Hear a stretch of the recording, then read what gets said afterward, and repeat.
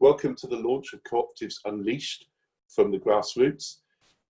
It's great to see you all here this morning. There are over 50 people in this webinar.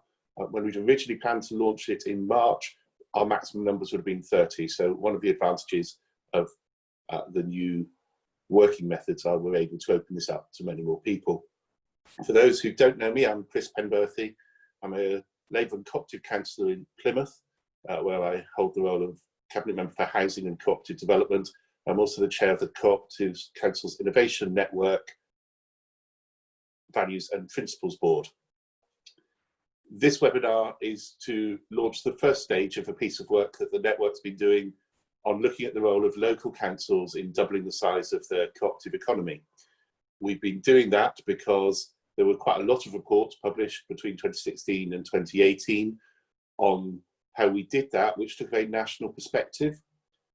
And we wanted to make sure that the role of local councils was acknowledged, that the policy framework worked for us, but also we could demonstrate the enormous breadth of work that is already going on and the way that local authorities are already growing the cooperative economy. So that's what we're here to do today. We're recording this session. You'll only be seen if you get called to speak for question time.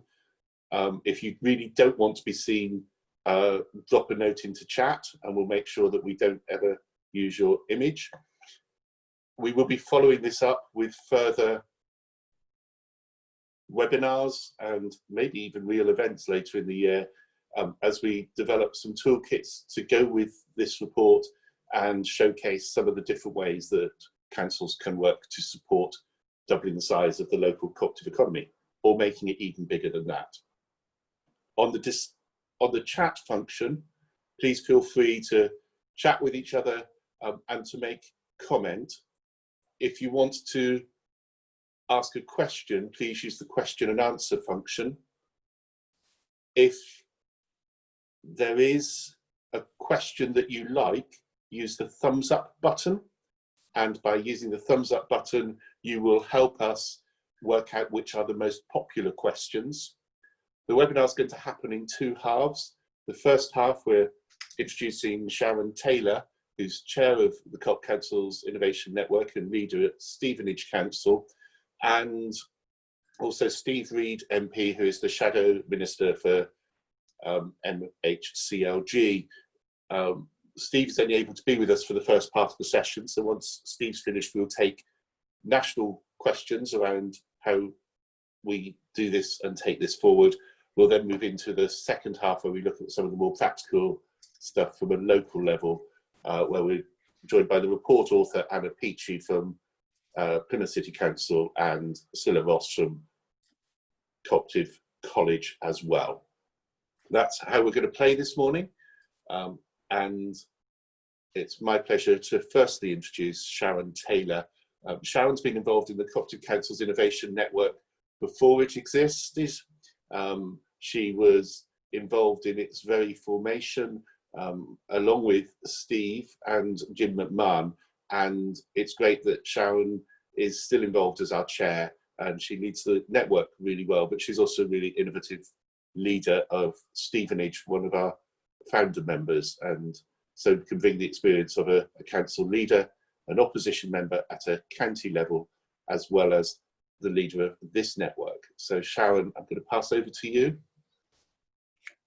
Thank you very much, Chris, and for that very kind introduction, and good morning, everybody. I'm very delighted to be here at the launch of the Co-operatives Unleashed report.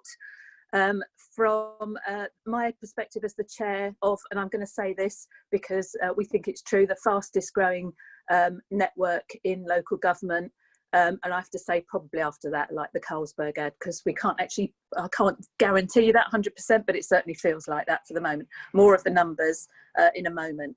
So what we've all learned through the recent COVID crisis, and I think it's made us all have a proper long rethink about what's going on in our economy and in our communities. And we've seen the incredible switch to the recognition of the value of our key workers, the essential jobs in our community, the value of the contribution that community makes to the life of our places. And so I think now feels like a very good time for an important time for a new economic message about making sure that more of the wealth that is generated by our people and our communities is kept by those people and those communities. That feels like a very strong message that I'm hearing. And as we face some external factors for all of us in local government, the COVID recovery, where we've got to support our communities to get through that. A Brexit, of course, and sorry to say the B word, Chris, I'm sure you're going to find me for that later, but obviously we've got Brexit still looming, and lots of news in the press today about what's going to happen if we go through a no deal. And then some internal stuff for us in local government. We still face a funding crisis, and we've got, for those of us in two-tier areas, and bless you, those that aren't, we've got the looming spectre of local government reorganisation and all the energy that needs to deal with, while we continue to tackle major global challenges like climate change and inequalities. So there are lots of challenges. Now, when we set the network up back many years ago now, I think it was one of the responses to the recession that we'd all been through, and we genuinely felt that there were two real positives that we could contribute from this network. One was absolute fundamental commitment to work with our communities to develop the solutions that our places needed, and making sure that we always felt, Steve and Jim and I, that we could pull together much better solutions working with people, and by doing that we would be more efficient and effective in the way we operated. And the second thing was sharing that innovation with each other, and they were absolutely key things to the starting of the network. And here we are just a few years later, and I took over as chair about 3 years ago. We now have 31 full council members, 17 associates, that's 6 parish and town councils and 10 political groups, the Greater Manchester Combined Authority, 26 affiliates, and then we've got 7 individual members and 2 organisations. It's been a phenomenal movement driving those co-op principles through local government, and I'm really proud of that. The next council that joins us, and this is waving a big challenge out to everybody, will be our 75th member. So that's just brilliant. So we're working cooperatively across our councils, sharing the things that we develop, working together. And these policy labs that we agreed to set up are a really strong way of making sure that we make our contribution, both with funding support to the councils that are developing the ideas, but also the support of networks of officers to drive those policy labs forwards and that thinking in local government. And we've got some fantastic examples of that so far, both with the cooperative housing report that we launched, and the community that was that's supported by Croydon Council, and the community assets transfer report that Newcastle City Council did for us. So some real positive contributions there, and I absolutely know that this Co-op Unleashed report will be one of those great contributions to local government thinking too. There's thinking about the economy going on across our network in Manchester and the Greater Manchester Combined Authority. Preston, of course, who have developed the community wealth building proposals a long way. In our London Borough members, where that's working, and now today here in Plymouth, making the real contribution that Plymouth are making to this discussion and this debate about a new type of economy based on our co-op principles that can support our communities going forward. So welcome to everybody to listen. I'm very excited to hear this report and share it with all of you.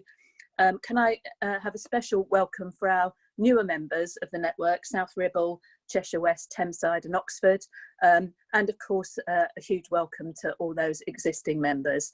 I think our network is making a fabulous contribution towards really genuinely innovative and new thinking in local government. I'm very proud to be part of that movement. Thank you, Chris. Thank you very much, Sharon. And we'll be hearing from Sharon a bit later as we move into the second session as well. As I mentioned when I introduced Sharon, she was one of the 3 people who really led on the work to get Cooperative Council's Innovation Network launched. And one of the other people I mentioned was Steve Reed, who at the time was leader of Lambeth Council. He was elected to Parliament in 2012 and has held various roles in the shadow team, but is currently the Shadow Secretary of State for Communities and Local Government.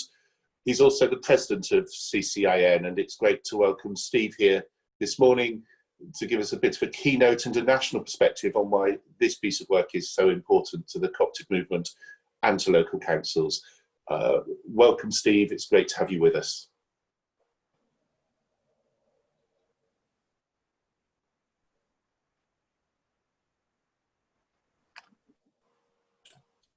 Hello, can you hear me now?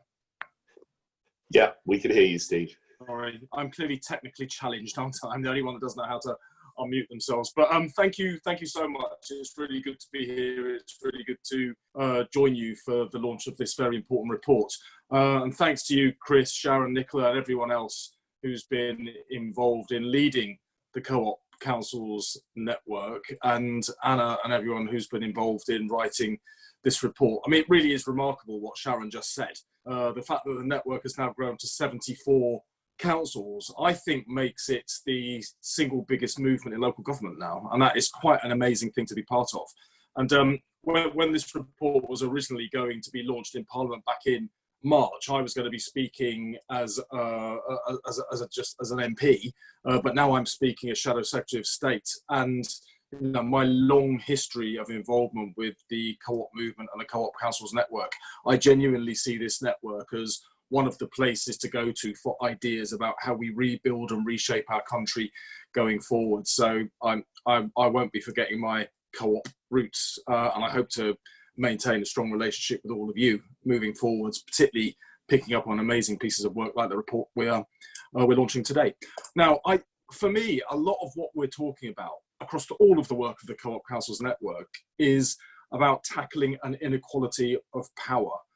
The wealthy and the powerful have always been able to get the kind of lives for themselves that they wanted, but people who are more marginalised, more socially excluded, lack the ability to control the things that shape their lives, and it creates forms of passivity that makes people believe they cannot have self-control, they lose self-respect. So for me, a lot of what we're talking about through the Co-op Councils network is about tackling inequalities of power and finding ways that we can give people, all people, a voice and the power to assert it, whether that's in the workplace and through that able to influence the economy, in their community, or over the public services that they use.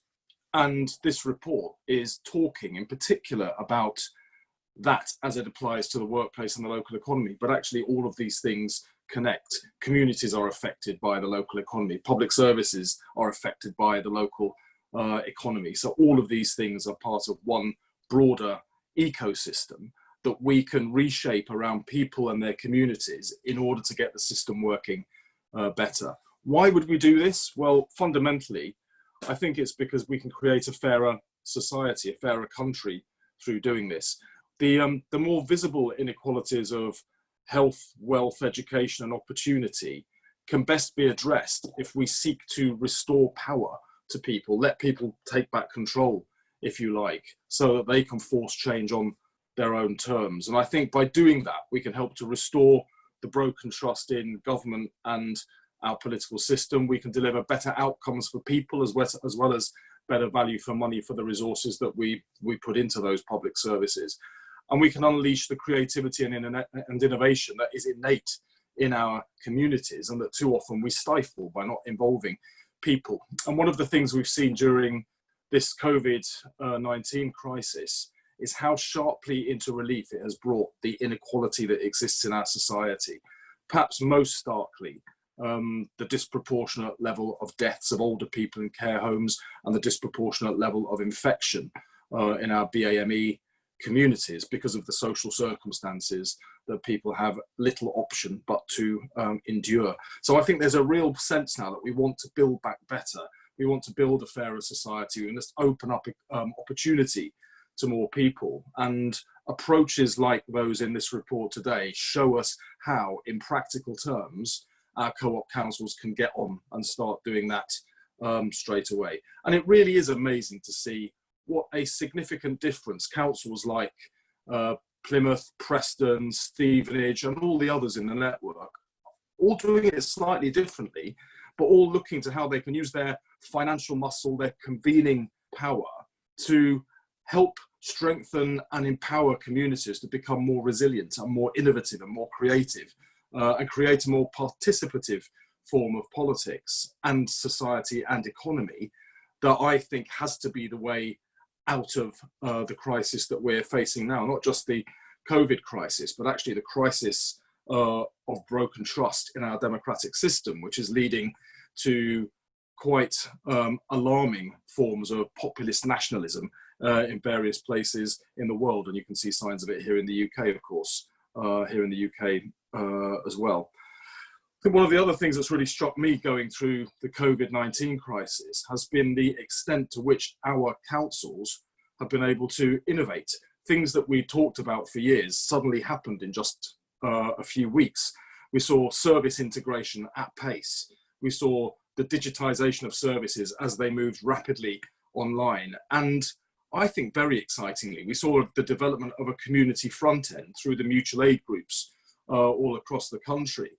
And that, for me, is something that we must not lose. That is the bit that links that other innovation through to our cooperative principles and our cooperative ethos. There's a real sense that I've picked up, I'm sure you all have too, that people value this renewed sense of community, which has been one of the bright spots of this otherwise very dark and difficult period that we've been coming through. And people want to keep hold of that sense of community, of human relationships, as we seek to build back better. Of course, that's been made difficult for everybody because the government has broken their promise to fully fund councils for getting communities through this crisis. I think collectively the figure, the funding gap for councils is around £6 billion nationally now, which will mean things will be very difficult for councils this year, next year, and in the foreseeable future. And it really does re-emphasise the fact that we have to do things differently if we're going to protect and support and sustain our communities. And that's where I think this report really comes into its own, because it shows the difference that you can make by building a bigger local cooperative economy. It shows how councils can be different by adopting cooperative values and principles in the way that they work, in the way that they engage residents, in the way that we redesign and reshape services around people. And it shows how we can untap the innovation and creativity that lies latent in our communities, but too often we block it off rather than open it up and invite it in. Community wealth building, strengthening the green economy, sustainable community energy generation. There are so many things we can do that put power back in people's hands, give them a sense of control back over their own local community, but are also rebuilding the economy around people. So wealth and power is shared more fairly. So that, I think, is what we're talking about here. This is about how we do things as councils with people, not to people. From my perspective as a Shadow Secretary of State, I'm learning from what you're doing to gather ideas for what a future Labour government might look like. So thank you for the work that you're doing. This report is a very, very important contribution to the debate about how we reshape the economy as we come out of this crisis. But I really think you're giving us a route map for how we tackle the inequality of power that has scarred our country for far too long, and that we now absolutely must find a way to challenge. Thank you, Chris. Thanks a lot, Steve. Really appreciate that. I'm going to use Chair's privilege to ask a question first. We've got a couple of questions in the chat as well, and we'll pick those up. So do feel free to use the question and answer bit and to thumb up questions you like. I just know that the current government has a manifesto commitment to invest in community ownership fund. They pledged 150 million. We know £1 million has been pledged to pubs, but how can we ensure that they not only invest the money they've promised, but invest it in cooperative approaches to community wealth building in our most deprived areas? Because, as you said, those are the areas that we've recently seen have been hit hardest. Well, that's a toughie to ask an opposition frontbencher, because if I had a means to make this government do the things that they'd said, I'd be more successful than I've been so far. But I think that the challenge here is for all of us. It was in their manifesto. They're elected on it. We have to hold them to account. I'm more than happy to do my part and add my voice to yours when you're pushing the government to achieve this. Maybe that's something we should work together on through the network. We've got plenty of co-op MPs now in Parliament as well as all of the councils that we've got in the network. So I think if we structured something collectively and make our asks very clear, very focused, we're more likely to get what we need out of this. I mean, we are coming out of a quite unprecedented crisis.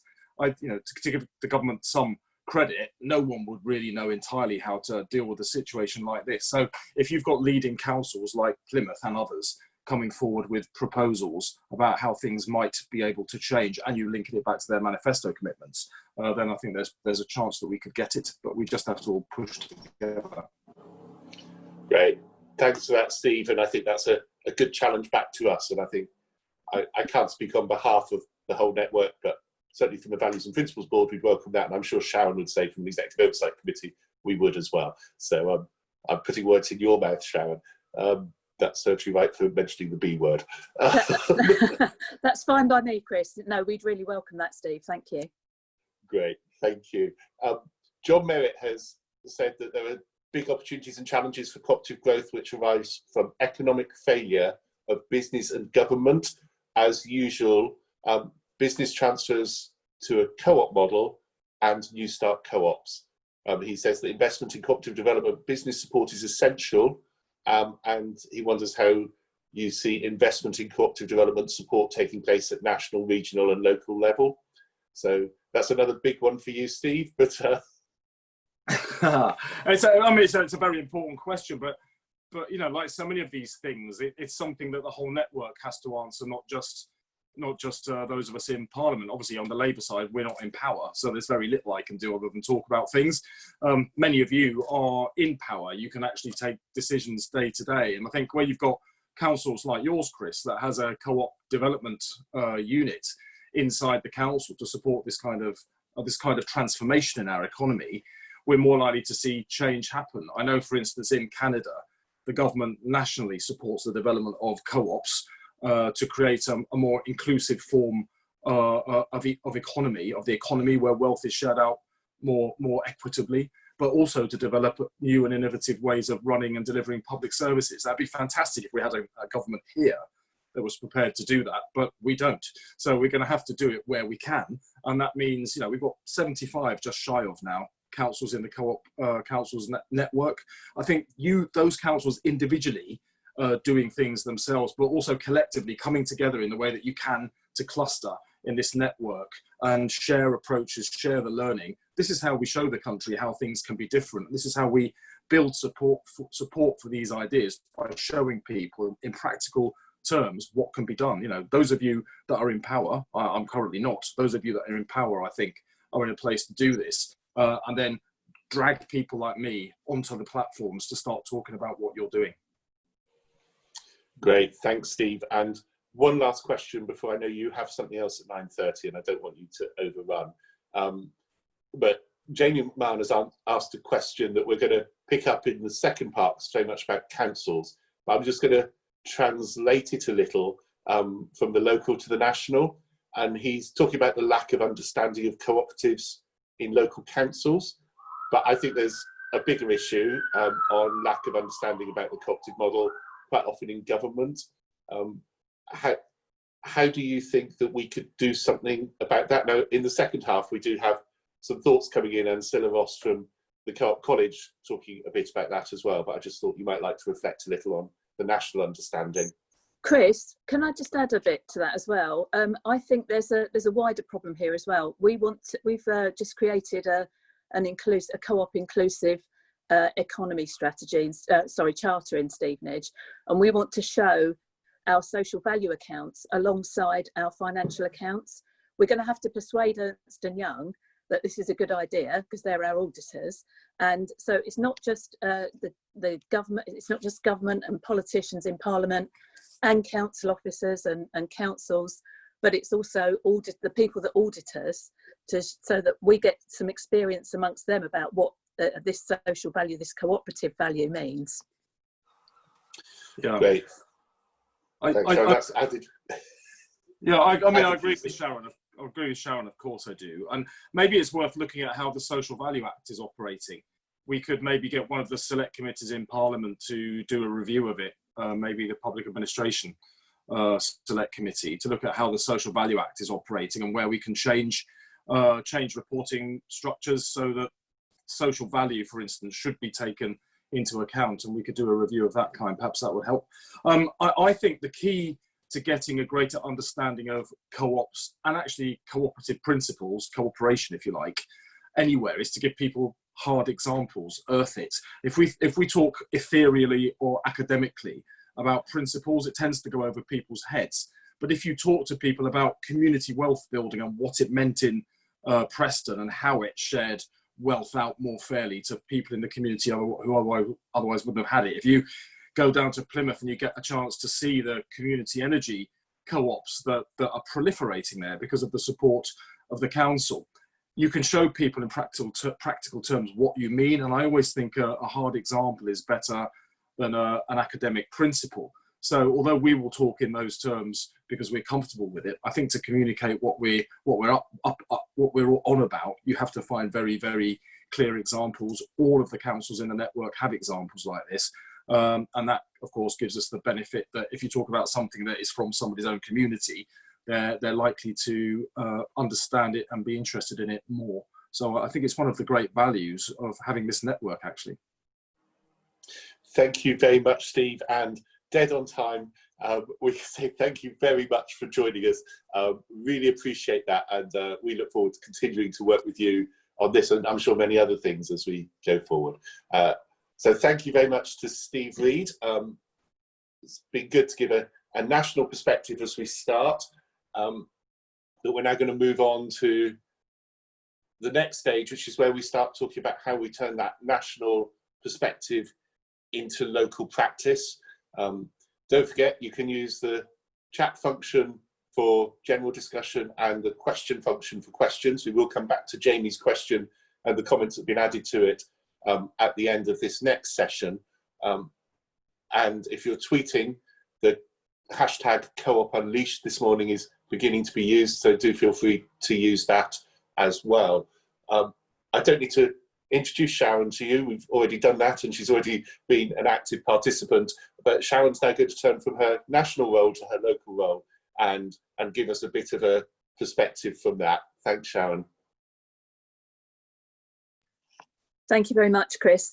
So it's been fascinating to see the development of these cooperative models, and I think the two questions that Chris put from the question chat line were absolutely key to what we're talking about here.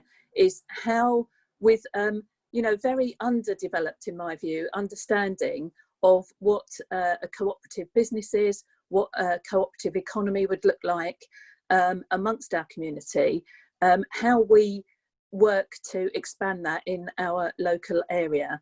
And of course, we need clear political leadership to do that. And that's one thing that comes out very strongly from this Co-operatives Unleashed report. Wherever we've seen this move forward at pace, it's been because there has been very strong political leadership in those places to drive this forward, and I think that's absolutely key to making it work. We also need to make sure that at every level of decision making in our authorities, we have that knowledge both amongst the political leadership of the authority, but importantly in the officer corps as well. What tended to happen when I was first involved with the Councils Network was you might have one or two people in the council who really understood cooperatives, and so it was their job to make sure that that there was cooperative thinking around the decision making. That needs to be much more widespread in our councils, so that people have that culture, that understanding of what a true cooperative approach to something might look like. And there's nowhere more important for this at the moment in the current circumstances we're in than the economy. It's not always an easy thing. And I'll give you our personal example from Stevenage. We have an enterprise agency that runs our startups. I've worked very hard in Hertfordshire to make sure that the community wealth building principles are built into the local industrial strategy, and they're in the Hertfordshire Growth Board work with my colleagues in Hertfordshire, who have been a huge support in making sure that that happens. Now we've got them in to the key principles of both of those strategies, but the absolutely vital part comes now, which is the implementation of that and how you drive that down into implementation. And that involves a lot of work. And I think this report, the Co-operatives Unleashed report, is a great contribution towards how you get from, it's all very well putting community wealth building into a strategic document, but in Hertfordshire, for example, we've got 10 different districts. We operate in very different ways. Making sure that there is a way of working through that with all of those districts is really, really key. And it helps to look at other examples, but of course, as we all know, moving things from one area to another area, it's not always entirely translatable across boundaries of place. So we have to work on our own systems for making sure this works in our area. So what we've done in Stevenage, we've spent about 2 years on the cultural issues, on working through with all of our officer corps what having a more cooperative approach to things would mean. I've got a £1 billion town centre regeneration project, and alongside that we have the Stevenage Works project, which is making sure that local companies and local people get the benefit of that £1 billion town centre regeneration project. So we've set up the Stevenage Works project with it works for both our housing contractors, but also through our town centre regeneration project, to make sure that we're developing the skills amongst our community that we need to deliver those projects. And just last week, we passed our Cooperative Inclusive Economy Charter, which we're hoping that many of our contractors and our partners will sign up to. There are 4 pillars to that charter: procurement and social value. So we will be looking for people and contractors that demonstrate those values that we have when we sign up for contracts. But we also, our commercial strategy is a cooperative insourcing strategy, so that we're looking at how we generate the wealth within our own community, as well as supporting local companies. The second one is training and skills. Absolutely vital part of Co-op principles is education, and we're going to hear from Cilla and the fantastic work the Co-op College are doing to support us, and indeed they've supported the network. We've got a fantastic induction programme that the Co-op College have developed with us, but skills and training absolutely vital part of that inclusive economy charter. Co-op and social economy growth. And we've been very fortunate that the University of Hertfordshire have been a huge support to us. And through the Local Enterprise Partnership and the Herts Growth Board, we're hoping that we'll be able to drive forward a huge increase in the consideration of cooperative and social enterprise businesses in our town and our county. And the last strand is what we all know, that building back better means tackling the absolutely vital issues around climate change and how we look at generating a green economy. And some absolutely brilliant examples I know we're going to hear about from Plymouth this morning from that perspective. So nobody is saying that this is easy territory, and there is a lot of work to be done. But I think the Co-op Councils network is probably making the biggest contribution to new thinking around new economies and how they contribute to our local places of anything else in local government at the moment. So I'm really proud of that work, and I look forward to hearing more from Plymouth with the detail of the Coops Unleashed report. Thank you, Chris. Thanks a lot, Sharon, and thank you for your kind words about Plymouth. And that's where we are moving next. Plymouth City Council pitched to the Co-op Councils Innovation Network to lead this piece of work, which we've been talking about for a while, on the basis that we just produced a strategy to double the size of our local cooperative economy by 2025. And we realised that all of the national stuff we were looking at really didn't give us what we needed at a local level, both in terms of some of the policy ideas, but also to learn from other people. And we're really good at sharing learning in the Co-op Councils Innovation Network.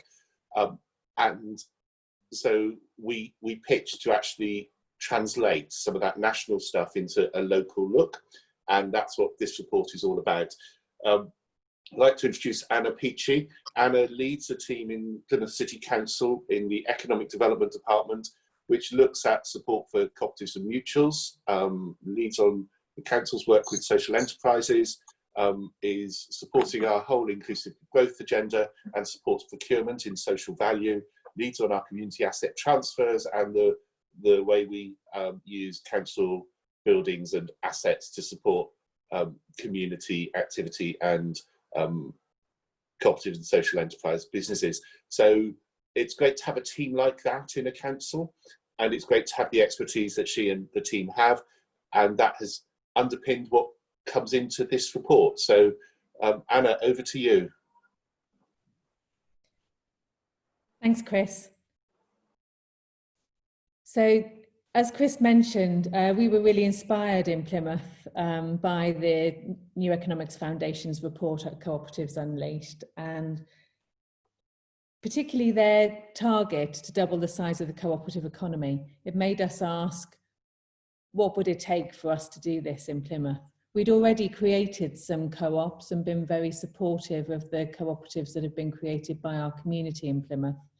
And what we were interested in understanding is, how can we do that strategically? How can we put that into an action plan that really drives it? And more importantly, who else has done this and what can we learn from them? So working with the Cooperative Councils Innovation Network meant that we had a lot of stakeholders in this project that we could benefit from the advice of and consultation with. Have the next slide, please. So the research behind this really built on the work that had been done by other people and within Plymouth itself. We did a lot of consultation with cooperatives themselves, with cooperative development bodies, and with other councils, particularly councils in the CCIN network, but also councils outside of that network and the work of the Public Mutuals Unit, for example. I'm very grateful to James de Levine, I have to say that, from Cooperatives UK, from their policy department, who was really helpful with us shaping the consultation and understanding what came out of it. And as a result of those consultations, we've packed this report really full of examples. So when Sharon and Steve and other people have said what we want is tangible examples, I see there's a lot of call for that in the chat this morning.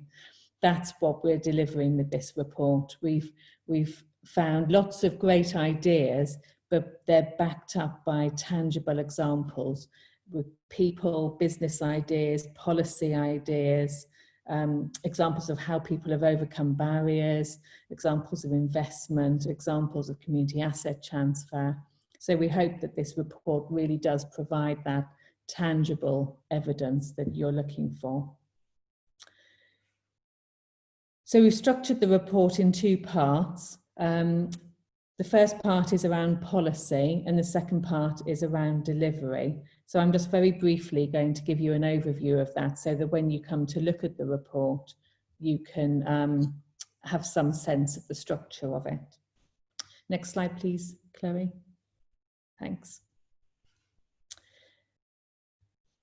So in terms of policy, the first thing that we noticed is that it's a very enabling environment. There's been legislation around for about 10 years and developing quite rapidly that really gives councils powers to work with communities and work with them on business development. Things like community asset transfer are really quite well used in communities and in councils. And we found that there were all sorts of powers for councils to develop businesses for themselves, as well as with communities. And this gives them a sense of ownership, I guess, of this agenda, this kind of community-led economic development. What we found when we looked at the delivery, though, was that there's not an awful lot to incentivise councils to do that. So where councils are putting money into things like innovation and skills development alongside government, those things are really incentivised by the state aid framework and state aid exemptions that say that it's a really good thing to overcome some of the market failures where the private sector really won't do those things unless there's a bit of an incentive, a bit of a leg up to do those kinds of initiatives. And one of our conclusions was that we think that there should be a state aid exemption for doing this kind of community economic development, particularly in those neighbourhoods that score high on indices of multiple deprivation. So these are the communities where Steve and Sharon and others are particularly talking about that inequality of power.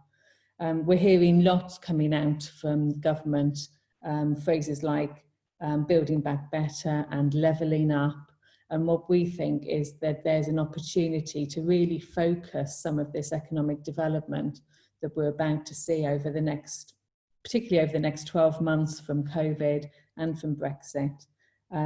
Really driving development in our more deprived communities, because the private sector won't do that by themselves. The barriers are just too great there.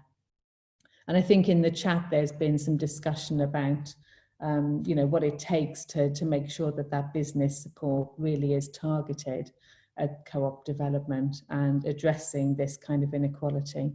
And we're recommending a state aid exemption. Others have recommended things like enterprise zones, for example, which are another way of incentivising development in particular areas. So there's definitely a debate to be had there. We did also find some challenges and barriers to development, which I'm going to talk about in relation to delivery. But the policy drivers for this are enormous. We found 10 policy drivers that we've documented in the report, and we found examples against those.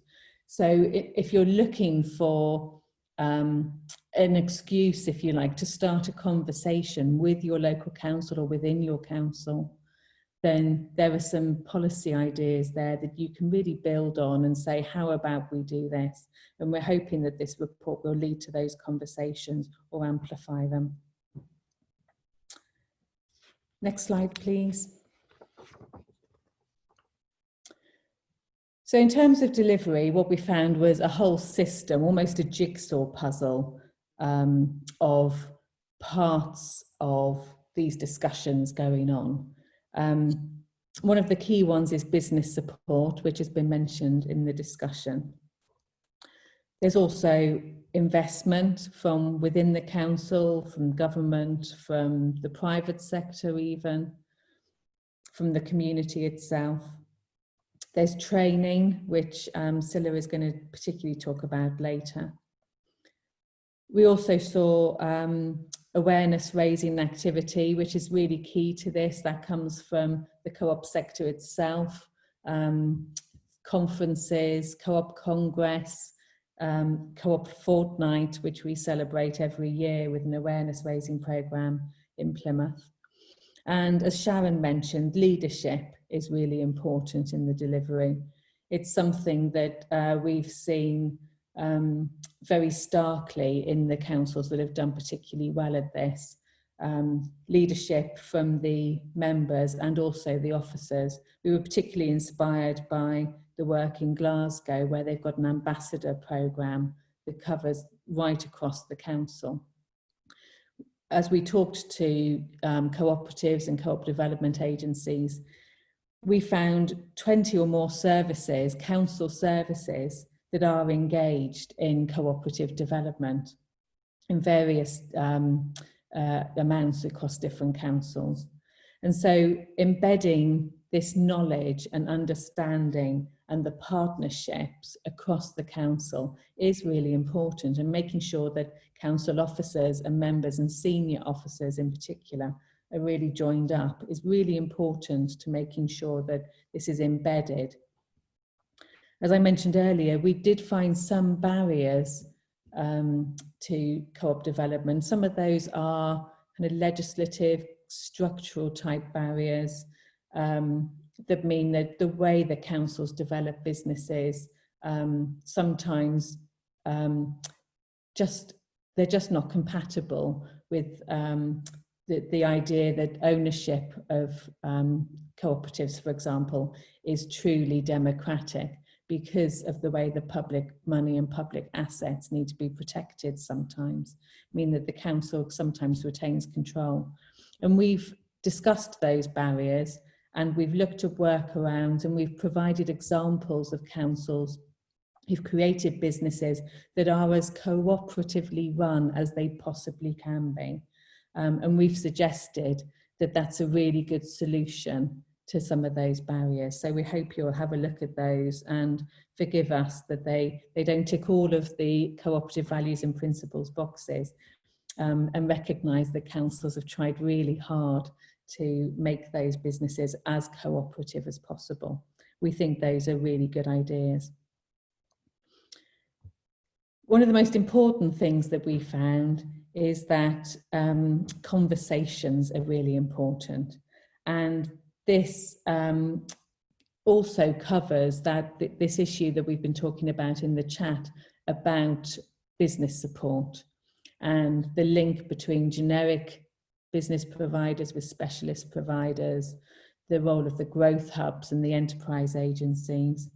In Scotland and Wales, the business support environment is really quite different to England, and much more conducive to developing employee ownership, for example, transfers of businesses from the private sector model into an employee ownership or cooperative model. So there are some really good examples there that we hope will inspire people. But the most important thing is the conversations that go on between the specialist providers and the generic providers, and indeed council officers like economic development officers, to make sure that there is understanding but also trust between those advisors. One of the terms that we came across during the report was boundary spanners, and that describes the people who work across the public, private and social economy sectors. And we really liked that, because we can see that those people really are boundary spanners. They're the people who kind of glue all of those initiatives together and build trust and understanding. And not only did we come across a term, but we've listed in the report the skills that have been found academically to be promoted by people who hold those roles. So we hope you'll have a look at that as well, because the skills that are required to do this type of work, they're not necessarily specialist, but they do need to be developed and fostered and encouraged. So that's given you a really brief overview of the report, and we hope that it inspires you. We hope that it creates ambition and tenacity in councils and co-ops and co-op development bodies and all the other stakeholders.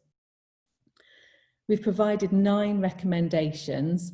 A couple of them are for kind of national government or LEPs around business support and enterprise agencies around business support.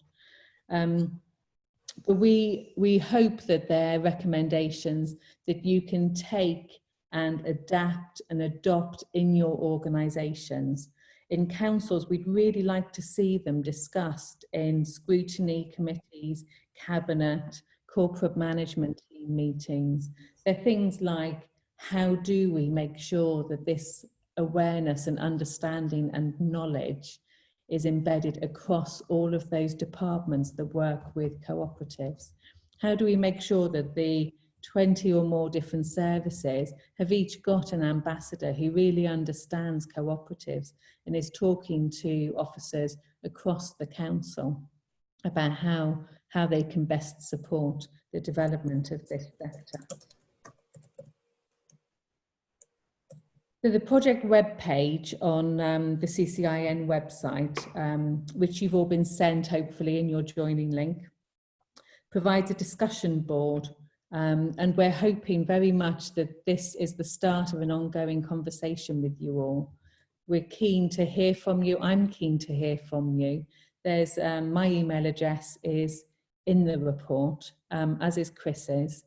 We're particularly keen to hear from you about your experience of COVID, and as Steve Reed said, the experiences of that community building and mutual aid groups, and how we can build on that community spirit to develop viable cooperative solutions. So out of this report, out of some tangible examples, out of the momentum that we've got from the COVID crisis, we're very much hoping to see that doubling of the size of the cooperative economy. That is a great ambition and a really good target to have. Thank you. Thanks a lot, Anna. And it's a massive report to get through. So thanks for trying to get all of that into a relatively short period of time. As we've mentioned, and as has come up in questions, this isn't just about what we do, it's also about understanding how we do it. And I'd like to hand over to Cilla Ross. Cilla is the new Chief Executive and Principal at Cooperative College, and is just going to talk us a little through the role of education and training in all of this development, and in order that we can understand that a little better. Over to you, Cilla. Thank you. Thank you very much indeed, Chris, and thank you to all the great work from previous speakers. I'll keep very brief because I know we need to finish at 10 ideally, so I will gallop through a little bit, but people can always contact me if they'd like to know more, and my email is there. What Anna did then was reference the 9 formal recommendations of what is a brilliant report, and the college is delighted to be associated with it. But 2 of them are explicitly about education and training and the skills needed to embed cooperativism, if you like, right through all the practice of CCIN members and councils more generally. But actually, those values and principles, of course, run through, and that need for education and learning runs through every one of those recommendations. And I'm delighted to say that what CCIN is doing is following in the footsteps of the pioneers in doing that. Next slide, please.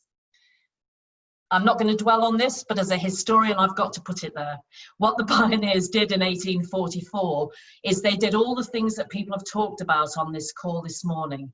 They were responding to disruption, that early industrial revolution. They were trying to build a new type of economy, which Sharon referenced. They were about collective care, which Chris referenced. But what they really did was make sure that education was at the heart of this, because they knew that trying to run a successful business and a great cooperative system was really important. The ways you did that was acquiring the skills to not only run the business, but actually to learn how to be a values-based person, a cooperator.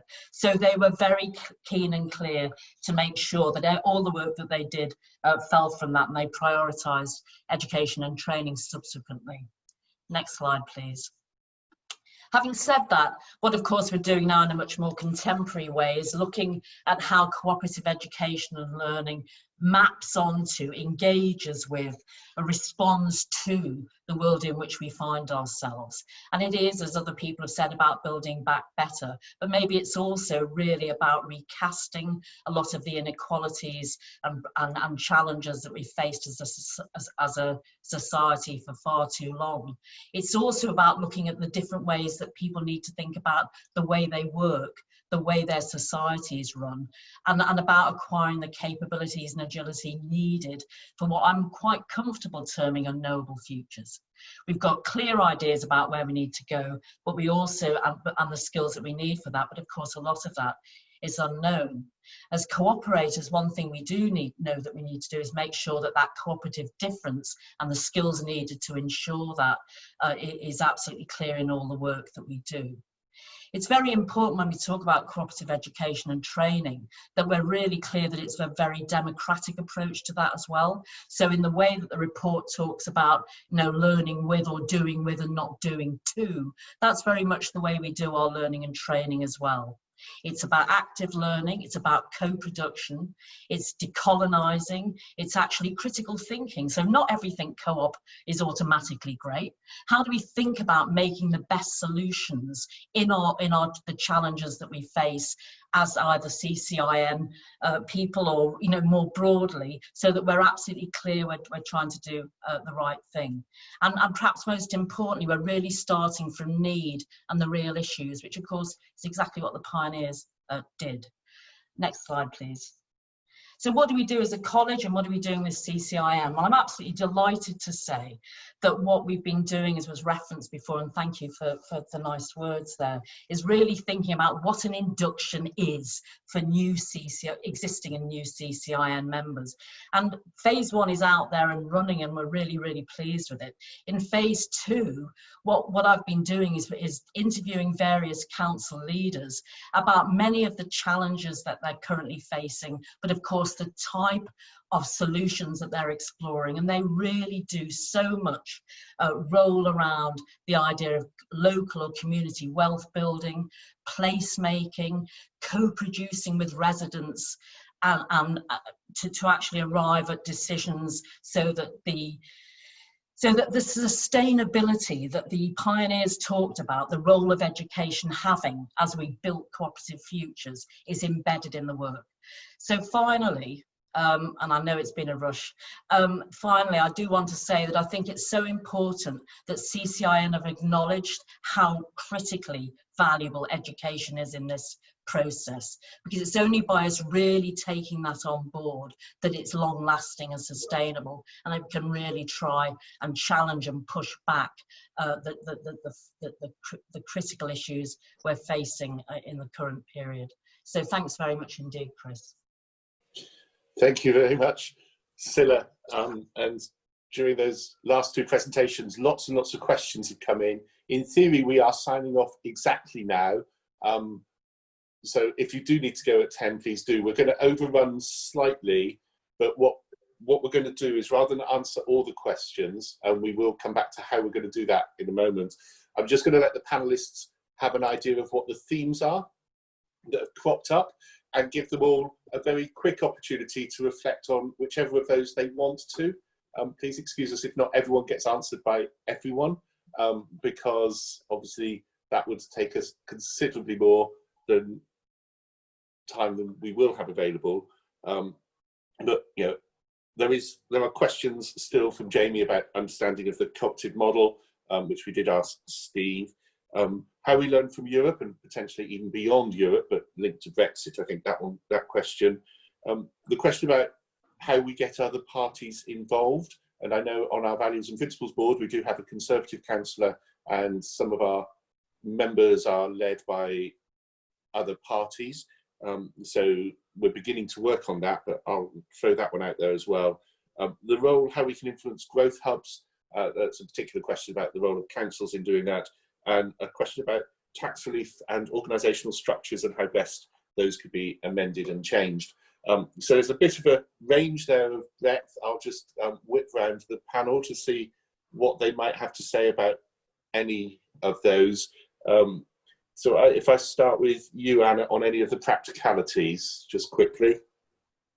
Thanks, Chris. I think reading the conversation, the thing that springs to the forefront of my mind is that I guess what's most motivating for councils is the idea that this is a mainstream option. This isn't something left field. It's not something unusual. It's not something that's difficult to do. It requires a bit of understanding and knowledge and skills that need to be developed within the council.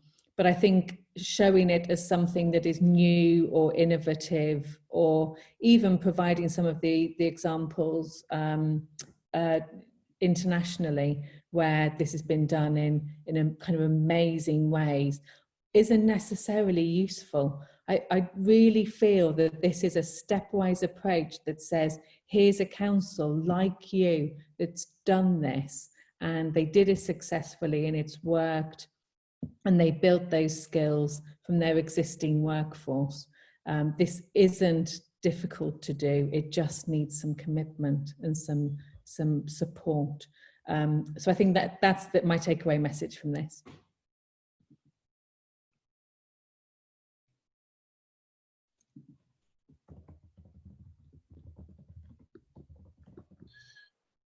Thanks, Anna. Sorry, the whole muting thing again.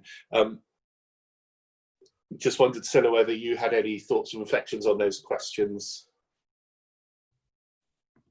I think the one thing I just would reference is that somebody's mentioned about linking to some of the sort of European examples, and I think we've got some great examples of how, not formally cooperative councils of course, but places like Bologna are actually doing remarkable work as local authorities in terms of wealth building, cooperative placemaking, and the sort of skills associated with that. And if anybody wants me to send them any further information, Chris, around some of those European examples, you can see my email in chat. I'd be delighted to send them through. It is very interesting that they're doing things that are quite similar, but obviously different contexts, but very rich examples.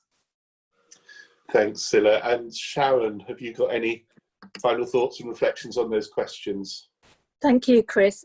Just building on what Cilla just said, we are running some policy initiatives this year on adult social care, and we did have some fantastic information from our friends in Italy, in Emilia-Romagna particularly, where nearly all of the social care in that part of Italy is delivered through cooperative methods. So we'll repost the link to we have a great speaker on that from Italy, so we'll repost the link to that. So you know, there are some fantastic initiatives from Europe. I've seen questions on the chat around the cross-party nature of the network, and you know, it's very important that we are framing this now. And Martin, my colleague from North Hertfordshire, next door to Stevenage, works in a joint administration with the Liberal Democrats. And I think that work that we've done in Hertfordshire has very much been about generating a new type of economy. And, you know, we haven't had a great deal of pushback on that, because I think in post-COVID, everybody recognises we can't just carry on doing things the same old way that we always have. Some support we've had from fantastic support from Co-ops UK. They sit on our values and principles board, and looking at support for co-op development, I think we need to continue to work on that and how we get that support through to our councils, through the enterprise agencies we work for, that work for us, we work with, and so on. We also have a wide range of affiliate members who offer great support to our members. We've got a procurement method now, direct procurement method that you can use without going through all the huge rigours of procurement that are normally necessary. So do have a look at that and see whether that's appropriate for you. and our fantastic work with the Co-op College. If you haven't had a look at the induction programme yet, do take a look at it. I went through the whole thing and I found it such a huge learning experience for me, and I look forward to seeing phase 2. So thank you to Cilla and the college for doing that. And lastly, just to carry on this discussion, and I think we absolutely must as a network, we're going to have a virtual conference in October. We're looking at the 6th, 7th and 8th of October, where there'll be sessions in the mornings of those days. We think it will still have to be virtual because of the situation, but as we've seen today, you can do a huge amount on a webinar. So we will have further discussions about this, Chris, and I look forward to hearing even more information from Plymouth about how the Co-ops Unleashed work is going, and from all those other councils that are doing such fantastic work on driving their economies forward from COVID, post-Brexit, with a real co-op set of values and principles. And we can discuss that more in October, and I look forward to that. Thank you. Thanks a lot, Sharon. Really appreciate that. This is an enormously broad subject, as we have discovered in all the questions. If we'd all been face to face, we could have probably filled a whole day with this and with examples and all sorts of other things. Sadly, we've not been able to do that. We will be adding more information to the web page that you've been sent a link to already that has the report on it over the coming weeks and months. We will be looking at some future webinars where we pull some of the themes out and get other councils involved in talking about what they're doing, so there's a chance for practical learning. We will be developing some toolkits that we'll be launching later in the year, we think, as part of the Enterprise Week. And no doubt out of all of this work, there'll be some blogs as well. So the questions you've raised today, we might have had to only quickly address, but we will be looking at all of those, and I'm sure many others as we go forward. I know that there are lots of resources out there. At the point that Anna and her team were created, they did the induction and introduction to cooperatives on the Co-op College website as distance learning, and there are some of those very easy things that are available, resources on the Hive and many others. So there are plenty of things and plenty of resources available. That doesn't mean that we've got enough. As Anna said, do feel free to get in touch with either her or I as we look to develop this into the next stage of work. And we look forward to seeing you at future webinars and events. Before we finish, I'd just like to say a few thank yous. I'd like to thank CCIN for giving Plymouth a little bit of funding so that we could resource researching and developing this report. I hope that you all find it useful as you read it, and let us have any questions you have as you do that. I'd like to thank Anna and her team in Plymouth who've taken this on top of all the rest of the stuff that we keep on chucking at them. And I think they've done a fantastic job.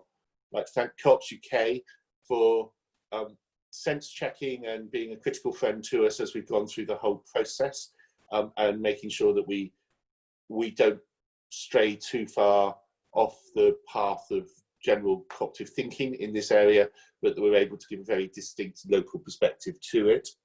I'd like to thank the Co-op College for hosting us this morning and for the work that Cilla and her team have put into thinking about how we develop and disseminate this piece of work. A big thank you to everyone who's contributed, all of the councils and cooperative development agencies and cooperatives around the country who've worked with Anna and the team in preparing this. If you're not in the report and you know of stuff that's going on, please do let us know. We're able to add more case studies and do more stuff as we learn about it. A big thank you to the Values and Principles Board, who have looked at this in each phase and ensured that we are doing stuff that stays true to the values and principles of the cooperative movement, and to Nicola, who's made sure that we all stay in step and do things properly. And finally, to everyone who's joined us this morning, we really appreciate the time that you've given us. We hope that you find this useful as a report, but also as a kickstart for things in your local area. And do let us know what happens as a result of that. Final thank you to the panelists this morning, to Steve and to Sharon and to Anna and to Cilla. We really appreciate all of your time, both this morning but also in preparing for it. We look forward to seeing you all again for everything that we take out of this. If you're interested in this and the Co-op Council's Innovation Network, you can join us at council as an opposition group. And in terms of councils, that's any council from parish to unitary and joint authority, combined authority, or in those organisations who wish to support us in our work. And you can find more of the information about everything we do on councils.coop, our website. So thank you. Chris, there's one person that hasn't been thanked, and that's you. And you are such a champion of co-ops throughout all the time I've known you. And on the Co-op Councils Network, as chair of our Values and Principles Board, you do such amazing work. And today, showcasing your own authority's work in Plymouth. So thank you very much, Chris. Thanks a lot, Sharon. And with that, we'll say goodbye. We look forward to seeing you all again.